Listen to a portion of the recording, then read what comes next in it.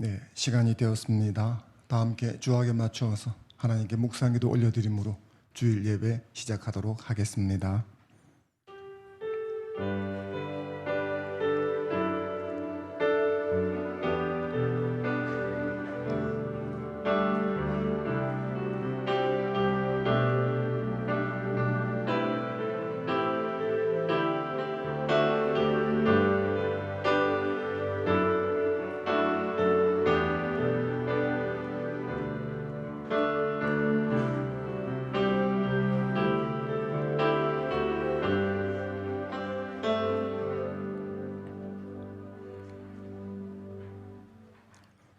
너희 성도들아 여호와를 경외하라. 그를 경외하는 자에게는 부족함이 없도다. 젊은 사자는 궁핍하여 줄일지라도 여호와를 찾는 자는 모든 좋은 것에 부족함이 없으리로다. 아멘. 좋으신 하나님, 자비와 인자가 무궁하신 하나님, 참으로 크고 귀하신 이름 앞에 감사와 찬송을 드립니다. 우리 하나님을 경외하는 것이 인생의 본분이요, 구원해 주신 은혜에 감사하여 기쁨으로 하나님을 예배하고자 주의 백성들이 거룩한 성의를 기억하고 주님 존전 앞에 나와왔습니다. 하나님, 우리가 이 시간 온전히 하나님만을 예배하기를 원합니다. 하나님, 우리 예배를 받아 주시옵소서. 하늘의 문을 여시고 이곳에 좌정하여 주시옵소서. 우리가 하나님을 경외하려고 할 적에 하나님 기뻐하시고 우리에게 복의 복을 부어주시고 하나님의 어떤 분인가를 경험하게 하신다고 믿습니다. 이 예배가 하나님을 더 깊이 알아가는 예배, 이 예배가 하나님을 기쁘시게 하는 산제사 될 수 있도록 역사하여 주시옵소서. 예배의 시종을 주님께서 인도하여 주셔야 그리 되는 줄 믿고 부탁하오니 주여 예배의 처음부터 끝까지 홀로 주관하여 주시옵소서. 감사합니다. 예수님 이름으로 기도 드렸습니다. 아멘.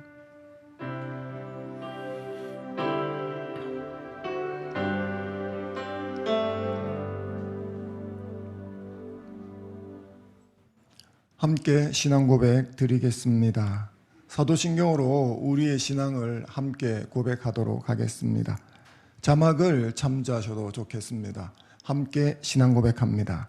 전능하사 천지를 만드신 하나님 아버지를 내가 그 외아들 우리 주 예수 그리스도를 믿사오니 이는 성령으로 잉태하사 동정녀 마리아에게 나시고 본디오 빌라도에게 고난을 받으사 십자가에 못 박혀 죽으시고 장사한 지 사흘 만에 죽은 자 가운데서 다시 살아나시 하늘에 오르사 전능하신 하나님 우편에 앉아 계시다가 저리로서 산자와 죽은 자를 심판하러 오시리라. 성령을 믿사오며 거룩한 공회와 성도가 서로 교통하는 것과 죄를 사하여 주시는 것과 몸이 다시 사는 것과 영원히 사는 것을 믿사옵나이다. 아멘. 다 함께 찬송가 304장으로 하나님께 영광 올려드리겠습니다.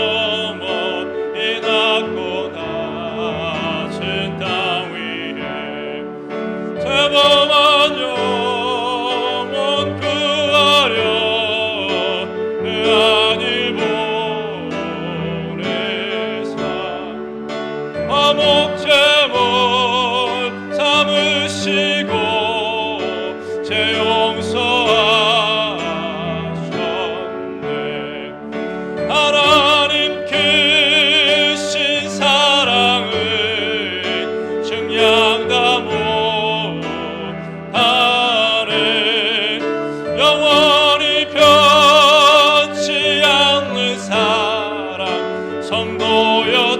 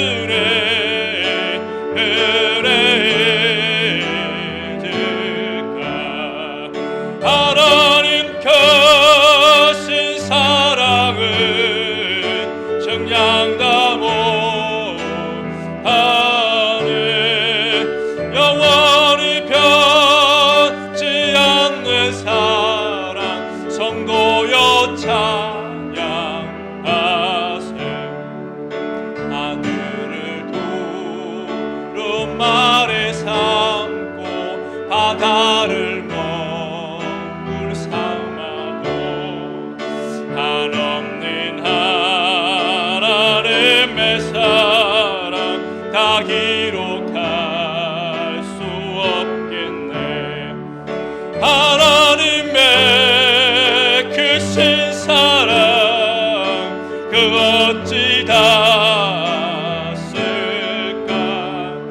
저 하늘 높이 쌓아도 채우지 못하리.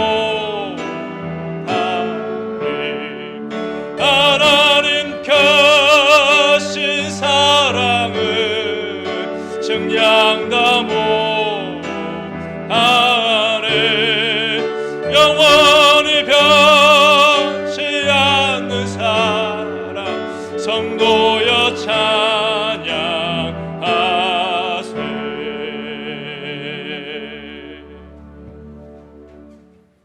조지한 집사님 나오셔서 기도 인도해 주시겠습니다.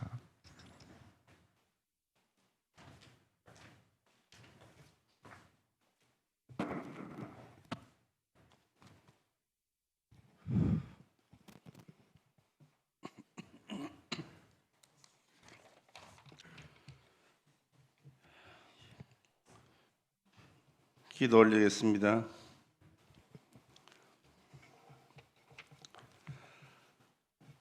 할렐루야. 우리가 주님께 기도하고 낙심하지 않는 것은 주께서 참 소망이 되심이라.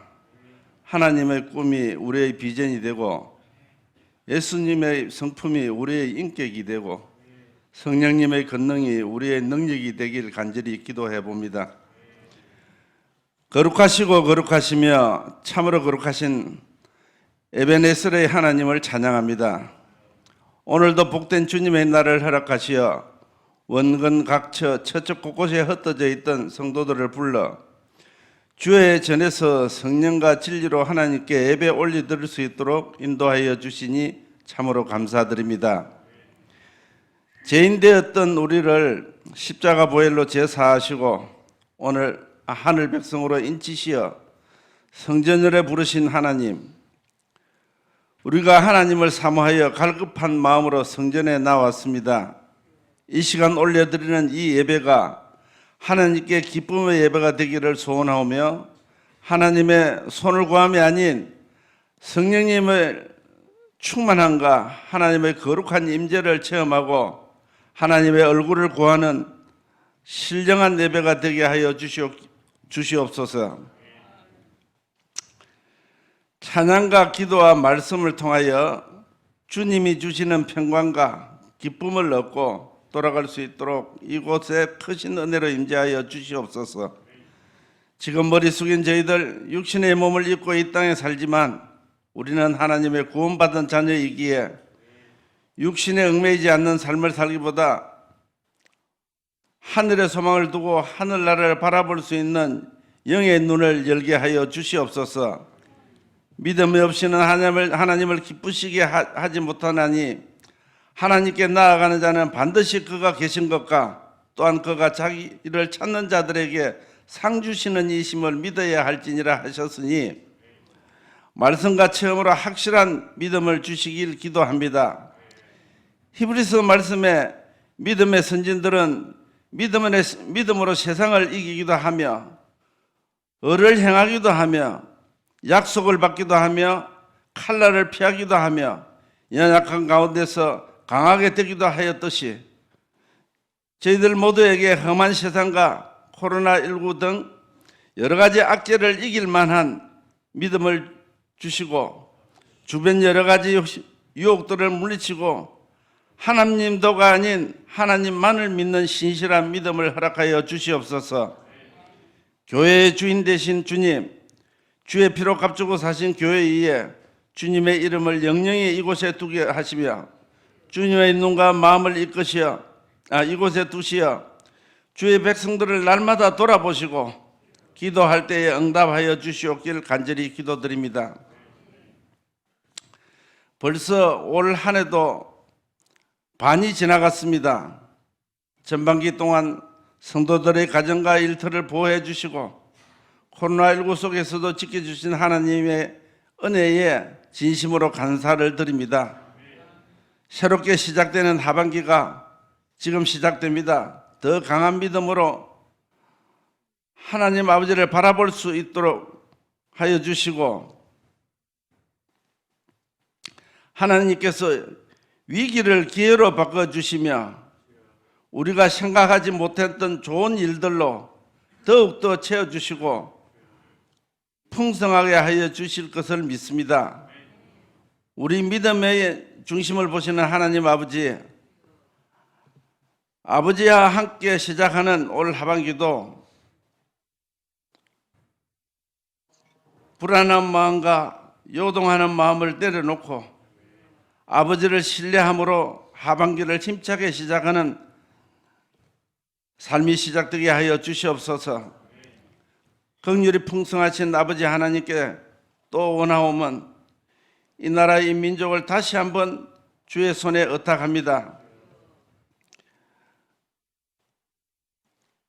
택함받은 모든 위정자들에게 겸손한 리더십을 부어주시고 신뢰와 평안이 강같이 흐르는 나라, 비전과 희망이 넘치는 대한민국 되게 하여 주시고 이 시간 단위에 세우신 신실한 주의 종의 영육을 강건케 하시며 말씀 충만, 은혜 충만으로 붙잡아 주시어서 하나님께서 날마다 공급하는 힘과 영적 건의의 권능으로 세상을 향한 시대적 사명을 잘 감당할 수 있도록 은혜 입혀 주시옵소서. 엠마오로 가는 제자들에게 예수님께서 성경을 풀어주시며 마음이 뜨겁지 아니하냐고 말씀하신 것 같이 목사님으로 통하여 말씀을 들을 때에 성령께서 친히 우리 스승이 되어셔서 우리의 심령이 뜨거워져서 말씀을 통해 세상을 이기고 남을 새 힘을 얻는 이 시간 되게 하여 주시옵소서. 기도하옵기는 코로나19로 말미암아 교회 모든 기관들이 순항을 하지 못하고 있습니다. 유년주일학교, 중고등부, 청년에서 장년에 이르기까지 모든 마음의 믿음의 허리띠를 동여매고 지킬 것은 지키되 예수님 이름 의지하여 하나님 붙드는 데 집중하시고 자유롭게 성전에서 기도하며 성전 뜰을 밟음이 얼마나 귀한 것인가를 깨닫고 감사하는 믿음의 화평인들 되게 하여 주시옵소서. 원하오며 지금은 예배를 시작하는 시간입니다. 마치는 시간까지 어둠 사탄 일체 틈타지 못하게 지켜주시고 성령 하나님께서 이 자리를 친히 주관하여 주시옵소서.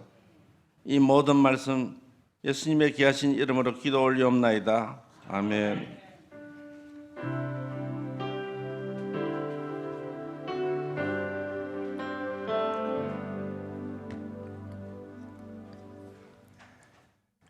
하나님 말씀 함께 나누겠습니다. 신약성경 사도행전 1장 23절부터 26절입니다. 24절 되어 있지만 23절부터 26절 성경을 들고 자리에서 일어서 주십시오. 글이 길지 않으니까 23절부터 26절까지 함께 합독을 하도록 하겠습니다. 23절입니다. 시작. 그들이 두 사람을 내세우니 하나는 바사바라고도 하고 별명은 유스도라고도 하는 요셉이요 하나는 마띠아라. 그들이 기도하여 이르되 무사람의 마음을 아시는 주여 이 두 사람 중에 누가 주님께 택하신 바 되어 봉사와 사도의 직무 대신할 자인지를 보이시옵소서. 유다는 이 직무를 버리고 제 곳으로 갔나이다 하고 제비 뽑아 마띠아를 얻으니 그가 11사도의 수에 들어가니라. 아멘. 함께 예배드려서 영광입니다. 옆 사람 인사하겠습니다. 잘 오셨습니다. 앞뒤로 인사하겠습니다. 샬롬 복 받으세요.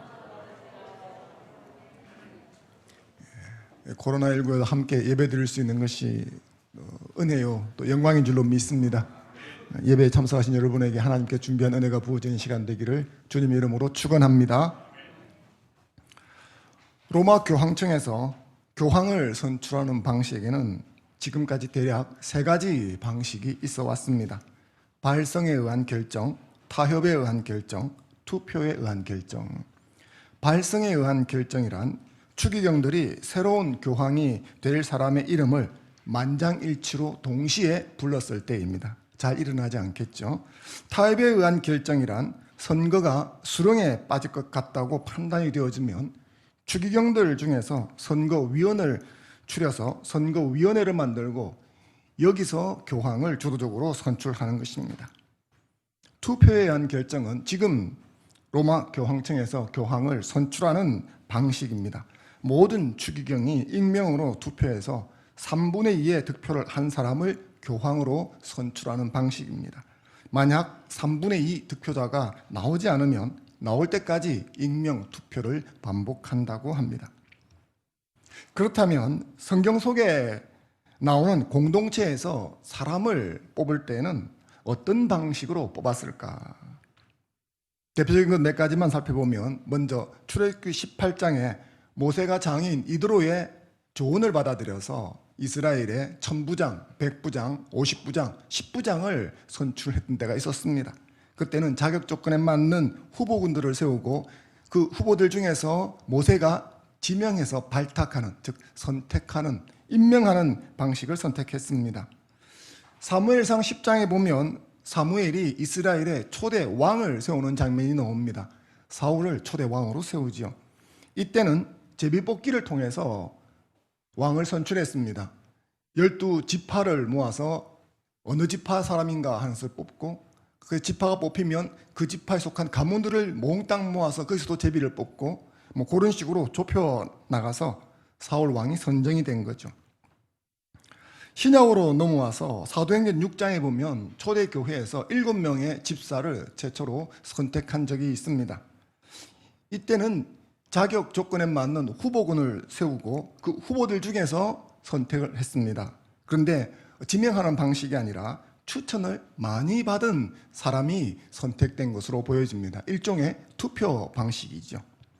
그리고 오늘 사도행전 1장 본문에 나오는 사도를 뽑는 방식을 보면 여기서는 제비뽑기 방식을 사용하고 있다 하는 것을 알 수 있습니다. 어떤 자격 조건에 맞는 사람들을 추려서 그 사람들로 제비를 뽑은 거죠. 그렇다면 오늘날 한국 교회에서 사람을 선출하는 방식은 뭘까 생각해 봅니다. 대부분 투표 방식을 사용하고 있습니다. 일정한 자격 요건을 갖추고 있는 사람들 중에서 무기명 투표를 해서 득표 숫자로 적임자를 선출하는 거죠. 하지만 이 방식은 수많은 잡음을 낳고 있습니다. 부끄럽지만 교회 공동체가 사람을 뽑기 위해서 투표 방식 선거를 하는데 세상 선거와 별 다를 바가 없어서 금권 타락 선거로 얼룩져 왔던 것 부인할 수 없는 사실입니다. 그래서 어떤 분들은 성경적 직분자 선출 방식은 투표 방식이 아니라 제비뽑기 방식이다 이렇게 이의를 제기하고 지금의 투표 방식을 제비뽑기 방식으로 다 바꿔야 한다 이렇게 대안을 제시하는 분들도 있습니다. 실제로 옥하는 목사님이 살아계실 때 그분이 교회 갱신협의회 대표 회장을 지내신 적이 있는데 그때 제비뽑기 방식으로 바꾸었습니다. 옥 목사님은 제비뽑기 방식을 지지하셨는데 말씀하시기를 투표 방식에서 제비뽑기 방식으로 선출 방법을 바꾸자 선거 타락 양상이 많이 개선이 되었다. 그렇게 자평한 적이 있었습니다. 하지만 제비뽑기 방식을 통해서 사람을 선출하는 것도 상당히 부작용이 있었습니다. 어떤 직임에는 적임자가 존재를 합니다. 그래서 투표를 하면 그분이 적임자로 뽑힐 확률이 아주 높은데 제비뽑기를 하는 바람에 그분이 탈락하는 경우가 왕왕 생겼습니다. 실효적인 측면에서 볼 때 비효율적인 면이 부각이 되었습니다. 그래서 교회 공동체에서 적임자를 선출할 때가 되어지면 제비뽑기가 오르냐 투표 방식이 오르냐 이것이 늘 뜨거운 감자로 떠올랐습니다. 하지만 교회 공동체에서 어떤 직분에 적임자를 선출할 때 그 어떤 것보다 주목해 보아야 할 것은 이 선출 방식이 아닙니다. 다른 것에 있습니다. 그것을 오늘 본문을 통해서 살펴보려고 하는 것입니다. 오늘 본문은 초대교회에서 제비뽑기를 통해서 결혼된 사도를 충원하는 장면입니다. 우리가 지금 이걸 몇 번 다루고 있는데 초기 공동체에서 사도 베드로는 세 가지 자격 요건에 합당한 사람을 후보자로 제시를 합니다. 아마 11사도가 추천했던 것 같습니다. 조금 더 넓게 본다면 이곳에 모였던 초기 기독교 공동체 일원들, 120명보다 많을 수 있고 작을 수 있지만 어쨌든 이런 자격 조건에 맞는 사람들을 추천을 해서 최종 후보로 두 사람이 압축되어 올라왔습니다. 본문 23절입니다. 같이 한번 본문 23절을 읽겠습니다. 시작. 그들이 두 사람을 내세우니 하나는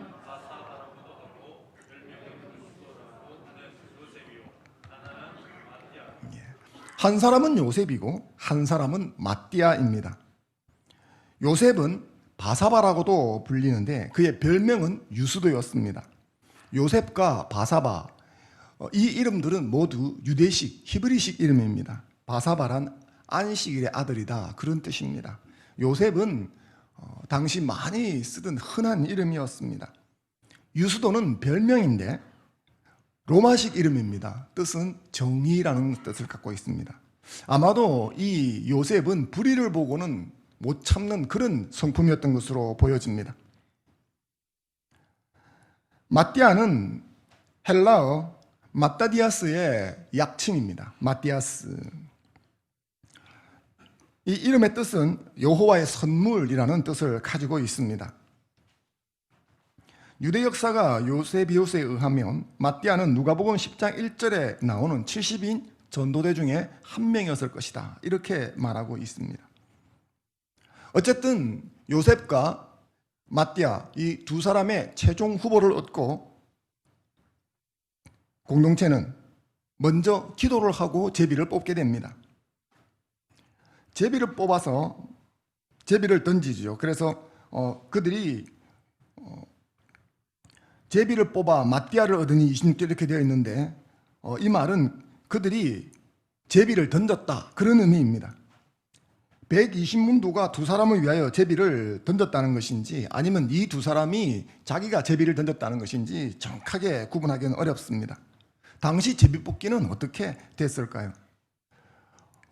다른 고대 사료를 찾아보면 힌트를 얻을 수 있는데 고대 문헌 중에 일리아드라는 책이 있습니다. 그 문헌에 의하면 제비 뽑기 방식이 하나 소개되어 있는데 후보자의 이름을 나무 조각이나 가죽 헝겊 등에 적어 항아리에 넣은 다음 그 항아리를 들고 흔들어서 그 안에서 제비가 먼저 튀어나오는 사람이 뽑힌 것이다. 이렇게 보았습니다. 아마 이 방식으로 제비를 뽑은 것이 아닌가 학자들이 생각을 합니다. 그래서 두 후보자의 이름을 적은 제비를 주머니 안에 혹은 모자 같은데 이렇게 놓고 흔들면서 그것이 제일 먼저 튀어나오면 그 사람이 하나님의 선택을 받은 사람이다. 말하자면 기도부터 하고 그리고 누군가가 이 두 사람보다는 그 12사도 중에 한 명이겠죠. 그래서 들고 흔들었는데 거기서 제비가 먼저 튀어나온 사람이 뽑힌 사람이다. 이렇게 뽑았던 것으로 보여집니다. 이런 제비뽑기 방식을 보면서 우리는 중요한 두 가지 사항이 있다는 것을 생각해야 되겠습니다. 첫 번째는 두말할 것도 없이 그 직분의 적임자를 뽑아야 한다는 겁니다. 이건 두말하면 입이 아픈 거죠. 두 번째는 그런데 이 못지않게 중요한 일이 있는데 그건 이 선출이 공동체의 연합과 일치를 파괴해서는 안 된다는 것입니다. 왜 이런 직분의 적임자를 뽑으려고 합니까? 공동체를 더 원활히 하고 그래서 하나님께 영광을 돌리려고 하는 것이지 않습니까? 첫 번째 조건이 공동체의 유익을 중요하게 여기는 것이라면 두 번째 조건은 공동체의 화목을 중요하게 여기는 조건이다. 그렇게 볼 수가 있습니다. 실제로 이런 직임자 선출로 인해서 공동체의 화평이 깨어지는 경우가 종종 발생을 합니다. 투표 방식으로 선출할 때 부정적인 금권 타락 선거가 이어지기 때문에 그 선출로 인해서 그 교회나 교단이 큰 홍역을 앓을 때가 왕왕 있습니다. 그래서 이제 제비뽑기 방식으로 가자 하는 말들이 나오는 것이죠. 그런데 제비뽑기 방식도 만능은 아닙니다.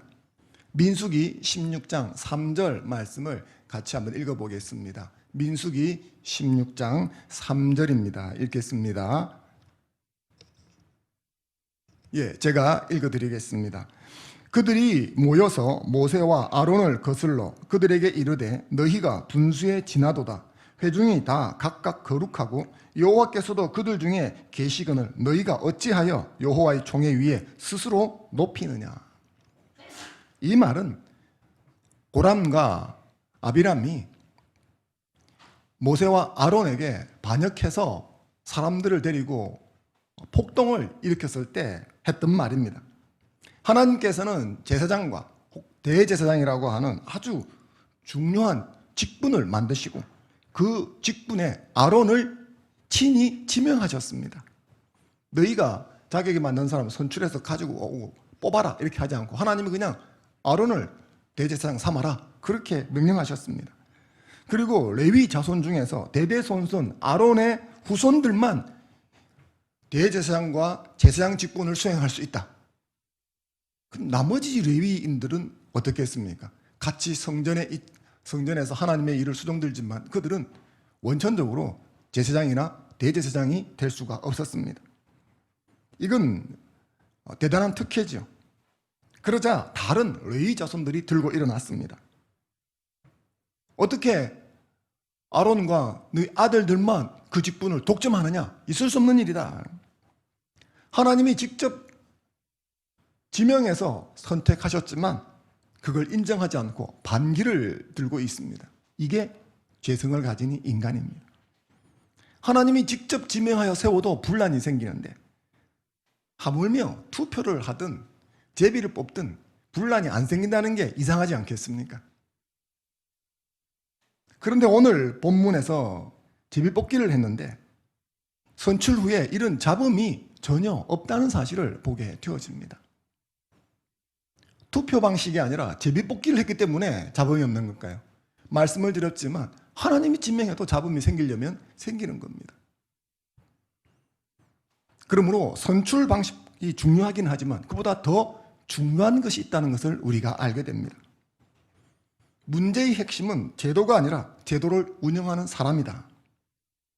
제비뽑기가 옳으니 투표 방식이 옳으니 갑론을박을 하던 2004년 당시 교회 경신협의회 대표 회장을 지내셨던 고 옥하남 목사님이 하셨던 이야기입니다. 그렇습니다. 제도보다 중요한 것은 그 제도를 운영하는 사람입니다. 오늘 본문에서 새로운 사도를 선출하는데 아무런 부작용이나 잡음이 없었던 것은 제도를 운영하는 사람이 탁월했기 때문인 것입니다. 그 해답을 본문 24절, 25절에서 우리가 찾아보려고 하는 것입니다. 본문 같이 한번 읽겠습니다. 시작. 그들이 기도하여 이르되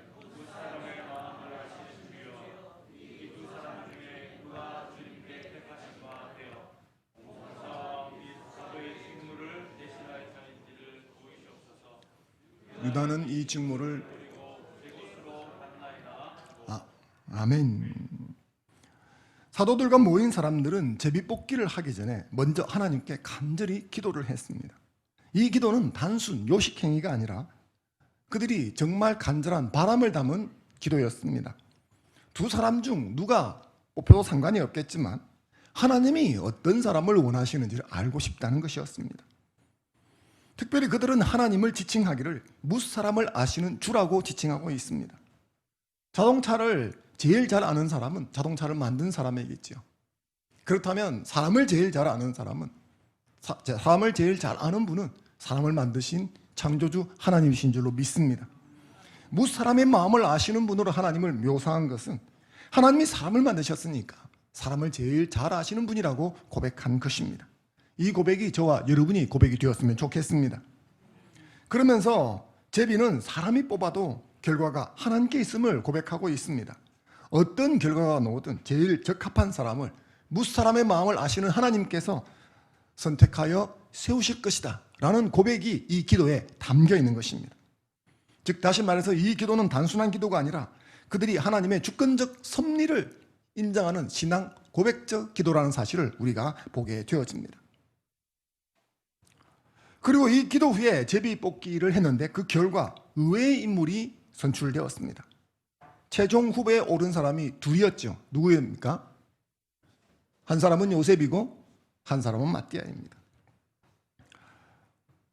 당시 초기 교회 공동체에서는 어떤 사람이 뽑힐 거라고 예상했을까요? 아마 요셉이라고 생각했을 것입니다. 왜냐하면 이 두 사람 중에서 당시 공동체 속에서 더 유명하고 더 영향력이 있었던 사람이 요셉일 것이라고 짐작되기 때문입니다. 왜냐? 마띠아에 대한 소개글은 아무것도 없는데 이 요셉에 대한 소개글은 훨씬 더 많기 때문이죠. 이름도 하나 더 소개되고 심지어 별명까지도 소개되고 있습니다. 별명까지 소개될 정도라면 이분이 그 공동체에서 상당히 영향력을 끼치고 있는 분이다 하는 것을 능히 짐작할 수 있는 것입니다. 그래서 사람들은 마띠아가 요셉이 최종 후보에 올랐을 때 당연히 그렇게 생각했을 것이고, 마띠아는 조금 의아하게 생각하는 분도 있었을지 모르겠습니다. 사람들은 요셉이 선택될 것이라고 기대를 했을 것입니다. 아마 하나님도 요셉을 뽑을 거야, 그렇게 생각했겠죠. 그런데 뜻밖의 마띠아가 뽑혔습니다. 이건 예상 밖이었죠. 그래서 이 결과는 그들에게 의외였습니다. 그런데 당시 사람들보다는 이 결과가 후대의 사람들에게 더 의외로 다가왔습니다. 성경 강해 설교의 왕자라고 하는 별명을 가진 분이 있는데 그분이 캠벨 몰간이라는 목사님입니다. 근데 이분이 이 결과에 대해서 아주 의외성을 느끼고 이의를 제기하셨습니다. 캠벨 몰간 목사님은 마띠아를 선출한 것은 아주 잘못된 것이다, 이렇게 지적을 하셨습니다. 이런 자신의 주장에는 이런저런 반론이 있을 수도 있지만 그럼에도 불구하고 자신은 마띠아 선출이 잘못된 것이다 라는 주장을 굽히지 않겠다라고 말한 적이 있습니다. 이분은 하나님이 사도 바울을 미리 예정해 놓으셨는데 베드로와 초기 교회 공동체가 쓸데없이 사도 충원을 시도한 것이다. 그래서 캠벨 목사님은 이 사도 충원하는 단락을 당시 사도와 교회 공동체의 무능함을 보여주는 단락이다. 즉 이들이 얼마나 하나님 앞에서 무능한 존재인가를 보여주기 위해서 이 단락이 지금 들어왔다, 이렇게 설명을 하고, 그래서 그들에게 성령 강림이 필요한 것이다, 이렇게 해석을 하십니다. 나름 또 일견 타당성이 있죠. 존 스토튼 목사님은 이 견해를 정면으로 반박하는데 저도 이 견해에 반대를 합니다. 그래서 제가 여러분들에게 이 사도를 충원하는 것은 당시 반드시 필요한 절차였다고 설교를 한 적이 있었습니다. 그렇다면 캠벨 목사님은 왜 이런 주장을 하셨을까요? 몰간 목사님처럼 이런 주장을 하시는 분들이 다수 있는데 그 근거로 마띠아의 존재감 상실을 듭니다. 사도로 뽑히기 전에 마띠아의 행적을 전혀 알 수가 없습니다. 그건 마띠아가 별로 유명하지 않아서 그렇다 치더라도 사도로 뽑혔지 않습니까?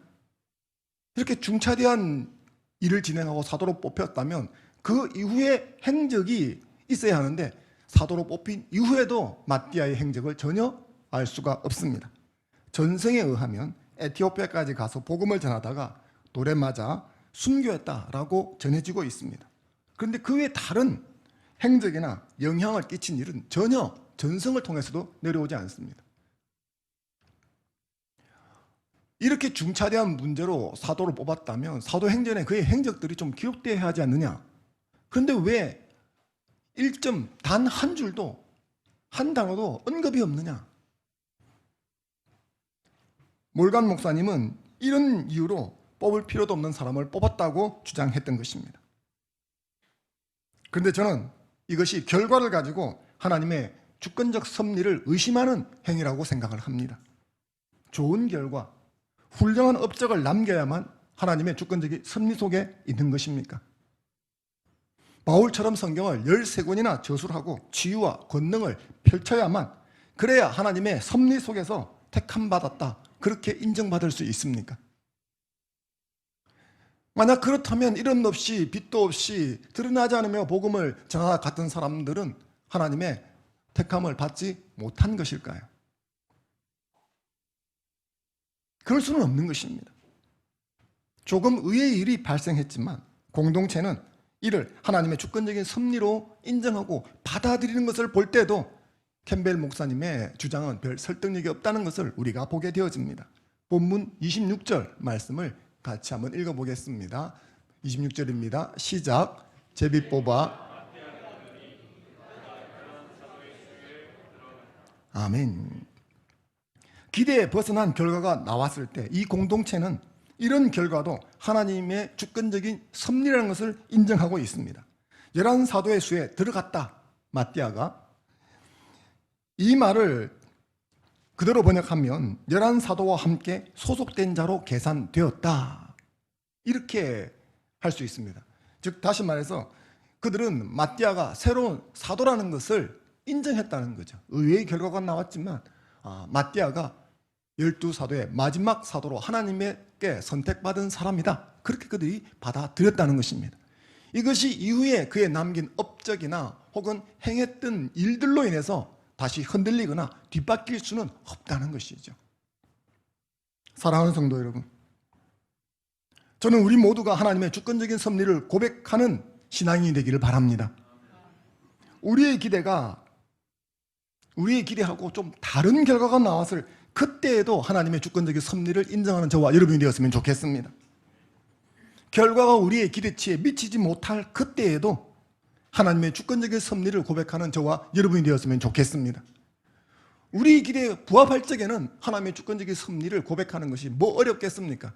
문제는 우리의 기대와 바람과 다를 그때 하나님의 주권적인 섭리를 인정하는 것입니다. 초기 기독교 공동체에는 하나님의 주권적인 섭리에 대한 이런 신앙 고백이 있었습니다. 요셉을 예를 들어 보겠습니다. 그는 많은 사람들의 기대를 받았던 사람이었습니다. 최종 후보에 그가 올랐던 것은 어찌 보면 당연한 것이었습니다. 그런데 그는 떨어지고 예상치 못한 마띠아가 선출되었습니다. 여러분이 요셉이라고 생각해 보십시오. 어떨까요?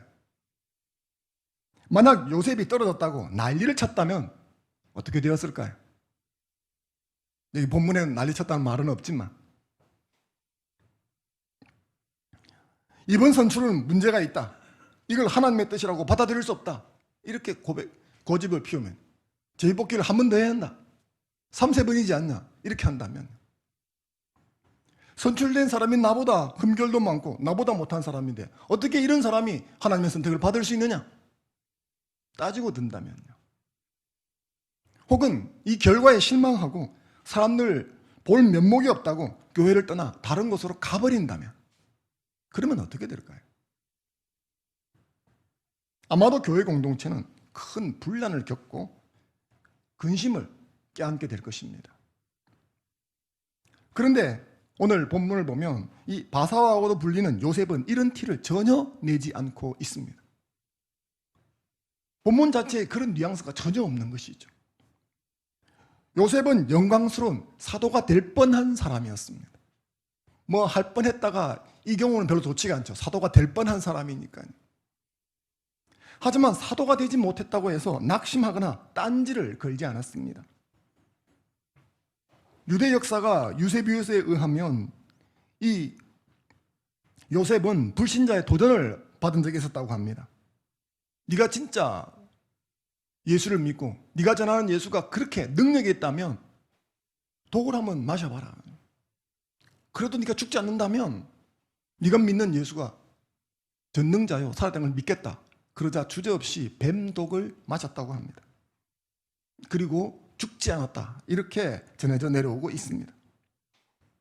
이로보건대 이분은 사도가 될 뻔했지만 되지 못한 것 때문에 좌절하거나 부끄럽게 여기거나 혹은 화를 내지 않았다는 것을 우리가 알 수 있습니다. 그는 사도가 될 뻔했지만 되지 못한 것 때문에 낙심하는 대신에 묵묵히 복음의 증인 사역을 감당하셨던 것을 알 수 있죠. 이것은 그가 기대와 그 자신의 기대 그리고 다른 사람들의 기대 그 기대와 다른 결과에도 불구하고 하나님의 주권적인 섭리를 인정하고 고백하는 사람이었다는 것을 우리에게 보여줍니다. 초기 교회 공동체가 사람을 선출하면서도 별 잡음이 없었던 이유, 그게 뭘까요?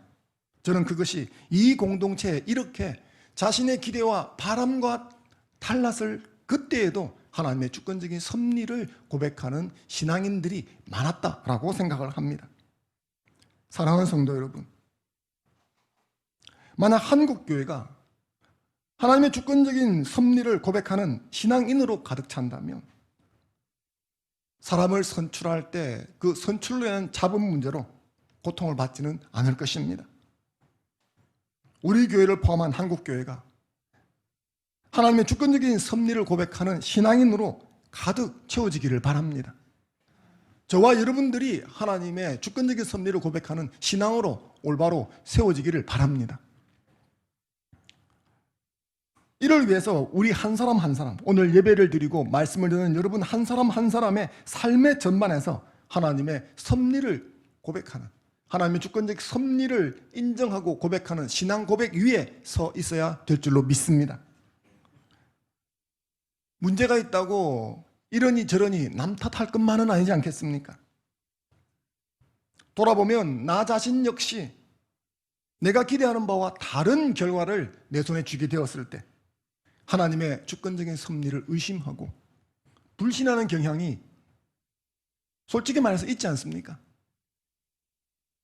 세상 살아가다 보면 우리 기대대로 될 때보다는 안 될 때가 더 많지 않습니까? 우리 기대대로 모든 일이 술술 풀리면 얼마나 좋겠습니까만은 실제로 조금만 살아보면 그렇지 않은 때가 더 많다는 것을 우리가 경험하지요. 그리고 그렇게 되어지면 하나님의 주권적인 섭리에 대한 우리의 신앙 고백이 흔들거릴 때가 많이 있는 것입니다. 하지만 우리의 기대와 다른 결과를 쥐게 되었을 때, 그때 사실은 하나님의 주권적 섭리에 대한 신앙 고백이 정말 필요할 때인 것입니다. 로마서 8장 28절 말씀 같이 한번 읽어보겠습니다. 시작. 우리가 알거니와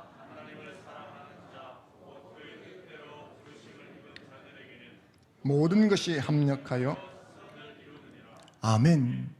하나님의 주권적인 섭리를 고백하는 이 로마서 8장 28절의 말씀이 여러분의 신앙 고백이 되기를 바랍니다. 특별히 여러분의 기대와 다를 때도 이 신앙 고백이 여러분 입에서 튀어나오기를 주님 여러분 축원합니다. 여기서 합력하여 이루어지는 선, 이것은 우리의 기대나 바람을 뜻하는 것이 아닙니다. 종종 우리는 합력하여 이루어지는 선을 우리의 기대나 바람이 이루어지는 것이라고 생각하곤 합니다. 지금은 내가 욥처럼 고난 속에 있지만 결국 끝에 가면 욥이 갑절의 축복을 받은 것처럼 나도 그렇게 될 거야. 결국 내가 땅에서 형통해지는 것을 하나님의 주권적 섭리로 보는 것이 우리의 심정입니다. 하지만 오늘 본문에서 보듯이 하나님의 주권적인 섭리는 사람의 기대를 따라 움직여주지 않습니다. 하나님은 우리의 기대와 바람은 아시지만 그러나 우리의 기대와 바람에 매여 계신 분은 아니시기 때문입니다. 그래서 만일 우리가 합력하여 이루어지는 선을 우리의 기대나 바람으로 생각한다면 그것은 오해요, 착각인 것입니다. 여기서 합력하여 이루어지는 선은 하나님의 지극하신 뜻입니다. 이를테면 예수님께는 십자가 죽음과 부활이죠. 사도 바울에게는 목배임을 당하는 것이었습니다. 사도 베드로에게는 거꾸로 십자가형을 받는 것이었습니다. 이 모든 것들은 땅에서 그 당사자의 형통과는 전혀 무관한 것이었습니다. 주님은 고난의 잔을 피하고 싶은 기대감이 있었지만 하나님의 주권적인 섭리는 그 고난의 잔을 마시는 것이었습니다. 그리고 우리 모두가 알다시피 합력하여 이루어지는 선은 주님의 기대가 아니라 고난의 잔을 마시는 것으로 이루어진 것입니다. 우리가 합력하여 이루어지는 선을 오해하고 내 마음대로 해석하니까 하나님의 주권적인 섭리에 대한 신앙 고백이 상황에 따라 이렇게 저렇게 흔들흔들 거리는 것이죠. 오히려 우리는 이렇게 우리의 기대와 바람과는 전혀 다른 결과 앞에서 하나님의 주권적 섭리를 고백하는 신앙인이 되어야 할 것입니다. 저는 이어령 교수님의 회심에 결정적 역할을 했던 이어령 교수의 따님 이민아 목사님의 신앙 고백에서 큰 은혜를 받은 적이 있었습니다. 제가 이분을 여러분들에게 소개했었는데 이분은 삶에서 많은 고초를 겪었던 분이었습니다. 김한길 전 국회의원과 결혼했지만 불행한 결혼 생활 끝에 이혼하고 그 후 암이 발병하며 애지중지하던 큰 아내를 죽음으로 떠나보내야 했었습니다. 삶에서 말로 표현할 수 없는 불운과 역경을 겪었습니다. 이런 어려움을 신앙으로 극복하고 도리어 불신자였던 아버지 이어령 교수를 예수님께로 인도하여 냈습니다. 제가 이 간증을 우리 교회에서도 소개를 했었는데 이분의 간증 속에는 암을 극복했다는 놀라운 이야기가 실려 있었습니다. 그런데 그런 간증 이후 제법 시간이 흐른 뒤 들려온 소식 중에 하나는 끝내 병을 이기지 못하고 세상을 떠났다는 소식이었습니다. 그때 저는 깊은 유감을 느꼈습니다. 이렇게 인생의 불행 속에서도 하나님의 주권적인 섭리를 굳게 믿는 신앙으로 살아온 사람이라고 보여지는데 이런 분이라면 살아있어야 하는 게 아닌가, 해피엔딩이 되어야 할 게 아닌가, 그래야 사람들이 소망을 가지고 하나님을 더 열심히 믿고 붙들지 않겠는가. 하나님께서 암도 이기게 하시고 불운도 이기게 하셨다 이렇게 고백하셨던 분이 암투병 끝에 세상을 떠났다. 그렇게 한다면 이분이 지금까지 해왔던 간증은 어떻게 되는 것인가. 이런 제 마음의 갈등 때문에 이런 것이 하나님의 섭리인가 하는 의문을 가졌던 적이 있었습니다. 그런데 제가 그때 로마서 8장 28절 말씀을 묵상하면서 합력하여 이루어진 선이라는 것이 나의 기대와 바람이 아니라는 사실을 다시 깨닫고 은혜를 받았던 적이 있었습니다. 저도 모르게 합력해서 이루어진 선이 마땅히 이 땅에서의 형통이다 이렇게 동요로 여기고 있는 저를 발견했던 것입니다.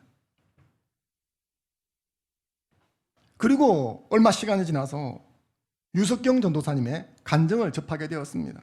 이분 간증도 제가 여러분들에게 소개한 적이 있었죠. 이분 간증에서 제가 제일 감동되었던 것은 나의 기대와 다른 결과 앞에서 하나님을 찬양하고 믿음을 고백하는 모습이었습니다. 유석경 전도사님은 말기암 시한부 인생을 살면서도 하나님을 찬양했습니다. 최소한 이분에게 있어서는 합력해서 이루어진 선은 이 땅에서 형통함은 아니었습니다. 그걸 싫어하는 것은 아니지만 이 땅에서 형통함이 아니어도 합력해서 이루어지는 선을 추구했다는 것입니다. 이분은 자신의 기대 그리고 자신을 향한 주변의 기대와 전혀 다른 결과 앞에서도 하나님을 향한 믿음 위에서 흔들리지 않고 살아갔었습니다. 제가 이 유석경 전도사님의 신앙 고백과 간증 책을 읽으면서 오늘날 나와 또 우리 교회 이 시대의 신자들에게 필요한 신앙 고백이 이런 것이구나 하고 감동받았던 적이 있었습니다. 사랑하는 화평교회 여러분, 우리의 기대와 다른 결과를 거머쥐게 되었을 때 그때 하나님의 주권적인 섭리를 고백하는 저와 여러분이 되었으면 좋겠습니다. 항상 하나님의 주권적인 섭리를 나의 기대와 연동시켜서 내 기대대로 움직일 때만 인정한다면 그건 무슨 신앙이겠습니까? 내 기대와 다른 상황 앞에 놓였을 그때도 하나님의 주권적인 섭리를 고백하는 그 자가 하나님이 찾으시고 오늘날 필요한 신앙으로 저는 생각을 합니다. 저는 우리 화평교회가 이런 신앙으로 무장되어지기를 바랍니다.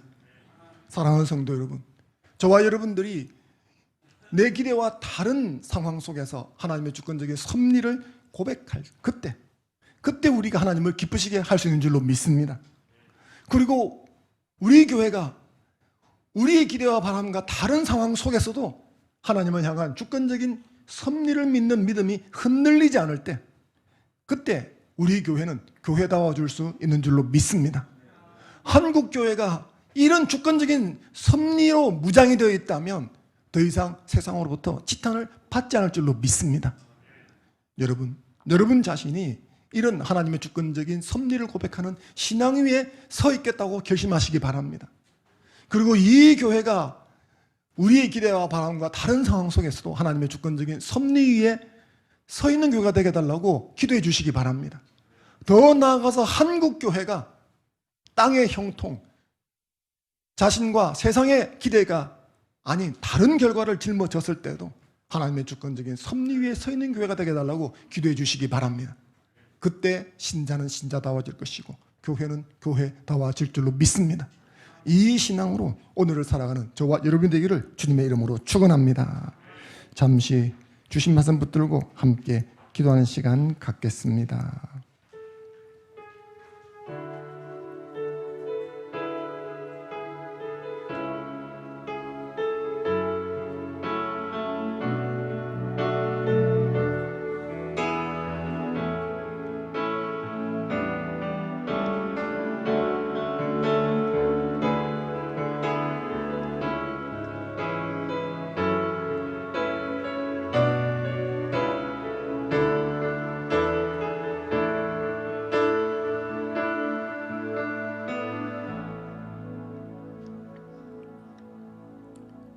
창조주 만물의 주인 되신 하나님, 우리는 하나님의 주권적인 섭리를 고백합니다.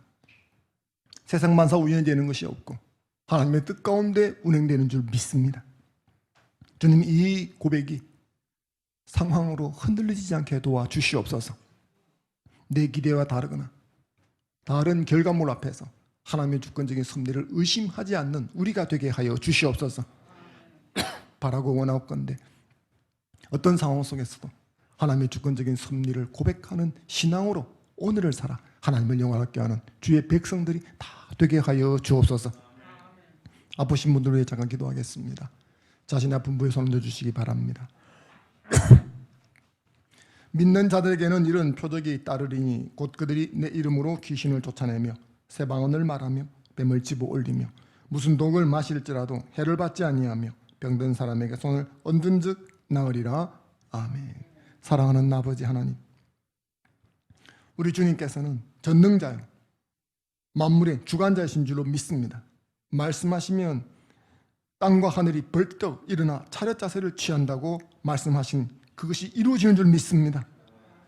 하물며 그 하나님 앞에 우리의 질병이 무슨 대수로운 일이겠습니까? 주님, 이 질병으로 인해 하나님을 온전히 섬기며 찬양하지 못하는 일들이 있습니다. 우리의 질병을 고쳐주셔서 하나님을 예배하고 복음을 증거하는 일에 차질없게 하시고 오히려 이런 일들이 하나님을 증거하는 증거품이 되게 하여 주시옵소서. 말씀하시면 치유될 줄 믿고 우리의 질병에 손을 얹었습니다. 이 질병을 고쳐 주옵소서. 치유하여 주시옵소서. 낫게 하여 주옵소서. 나사렛 예수 이름으로 명하노니 믿음으로 손을 든 부위에 있는 질병은 이 시간 깨끗하게 나음을 입을지어다. 통증은 사라져버릴지어다. 주 보좌로부터 치료하는 광선이 발하여져서 그 온몸을 관통하고 지나갈 적에 그 속에 있는 모든 것들은 치유될지어다.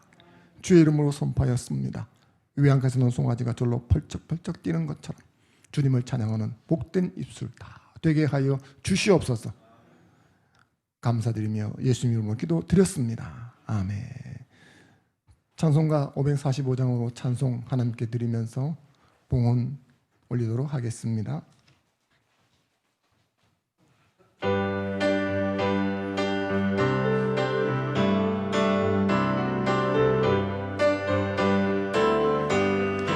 이들의 아무 증거 아니 배어도 믿음만을 가지고서 늘 걸으며 이 귀에 아무 소리 아니 들려도 하나님의 약속 위에 서리라. 걸어가세 믿음 위에 서서 나가세 나가세 근심 버리고 걸어가세 믿음 위에 서서 눈과 귀에 아무 증거 없어도 이 눈 귀에는 어떠하든지 이미 얻은 증거대로는 믿으며 이 맘에 양심 없이 살아갈 때에 우리 소원 주 안에서 외로리 걸어가세 믿음 위에 서서 나가세 나가세 의심 버리고 걸어가세 믿음 위에 서서 눈과 귀에 아무 증거 없어도 주님의 거룩함을 두고 맹세한 주 하나님 아버지는 참 미쁘다. 그 귀한 모든 약속 믿는 자에게 능치 못할 무슨 일이 있을까. 걸어가세 믿음 위에 서서 나가세 나가세 의심 버리고 걸어가세 믿음 위에 서서 눈과 귀에 아무 증거 없어도. 본기도 올리겠습니다. 너의 재물과 너의 소산물에 처음 익은 열매로 여호와를 공경하라. 그리하면 너의 창고가 가득히 차고 너의 포도즙 틀에 새 포도즙이 넘치리라. 아멘. 만물의 주관자, 모든 것의 주인 되신 하나님, 크신 이름을 찬송합니다. 또한 그 하나님께서 우리를 불쌍히 여겨 우리의 생명이 유지될 수 있도록 모든 것을 값없이 공급해 주신 것도 감사를 드립니다. 시간을 주시고 건강을 주시고 재능을 주시고 여건과 상황을 주셔서 오늘 우리가 이곳에 있는 줄 믿습니다. 그 생활 속에서 물질이 손에 들어온 것 역시 하나님께서 얻게 하신 줄 믿고 감사드리며 이 물질 속에 하나님의 주권적 섭리를 고백하는 신앙과 감사를 담아 올려드립니다. 하나님, 이 예물을 받아 주시옵소서. 이 예물의 대소와 상관없이 이 예물이 하나님을 기쁘시게 하는 거룩한 산 예물이 되게 하여 주시옵소서. 바라고 원하옵건대 이 믿음으로 사는 자가 세상을 능히 이길 수 있고 파도를 누를 수 있는 힘이 있다는 것을 보여주는 자 되게 하여 주시옵소서. 하나님께서 산울로 지켜주시옵시고 때를 따라 이른 비와 늦은 비를 부어주셔서 100배 결실을 얻게 하여 주셔서 주의 이름으로 구워주고 베풀어주는 축복의 통로가 다 되게 하여 주옵소서. 이런저런 이유로 드리지 못한 손길들도 있습니다. 우리 주님께서 돌아보시옵시고 하나님의 어떤 분인가를 그의 삶 속에서 경험할 수 있도록 부어 넘치도록 흘러 넘치도록 채워 주시옵소서. 그리고 그 은혜를 경험하고 하나님의 율례 법도를 지키는 삶으로 나올 수 있도록 역사하여 주옵소서. 또한 이 물질이 쓰임받는 곳곳마다 하나님의 영광이 드러날 수 있도록 친히 간섭하여 주시기를 소원하며 주 예수님 이름으로 기도드렸습니다. 아멘. 예, 광고하기 전에 이 시간 선교사님 그 치료차 들어오셨는데 그 두 분이 뭐 관절과 또 이렇게 말하자 그러면 골뱅이 같습니다. 그래서 여러분들이 그 치료가 잘 될 수 있도록 좀 기도를 해주시고 틈날 때마다 기도해 주시면 좋겠습니다. 예, 광고 있겠습니다.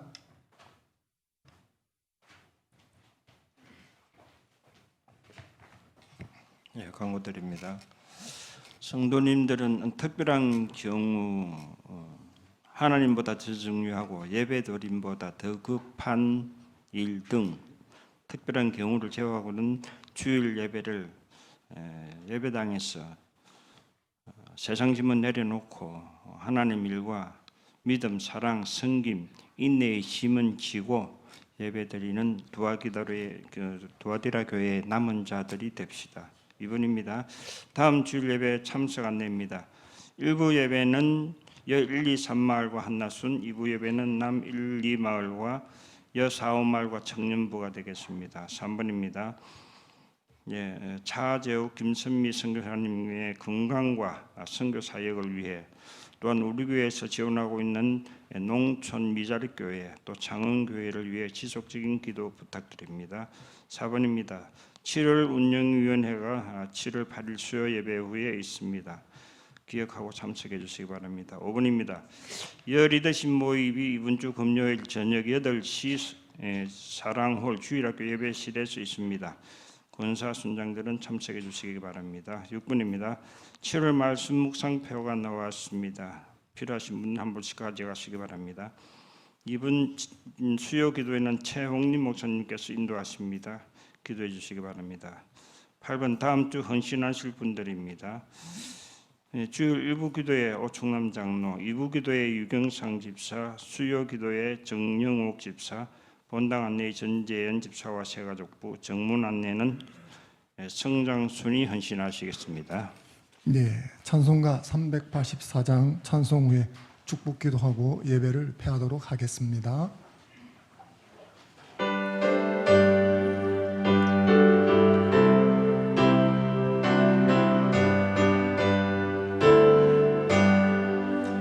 나의 갈 길 다가도록 예수의 인도하시니 내 주 안에 있는 공율 어찌 심하리요. 믿음으로 사는 자는 하늘 외로 받겠네. 무슨 일을 만나든지 만사형통하리라. 무슨 일을 만나든지 만사형통하리라. 나의 갈 길 다가도록 예수 인도하시네. 어려운 일 당한 때도 족하는 해주시네. 나는 심히 고단하고 영혼 매우 가라나. 나의 앞에 반석에서 샘물 나게 하시네. 나의 앞에 반석에서 샘물 나게 하시네. 나의 갈 길 다가도록 예수 인도하시네. 그의 사랑 어찌 큰지 말로 알 수 없도다. 성령 감화 받은 영혼 하늘 날아갈 때에 영영 부를 나의 찬송 예수 인도하셨네. 영영 부를 나의 찬송 예수 인도하셨네.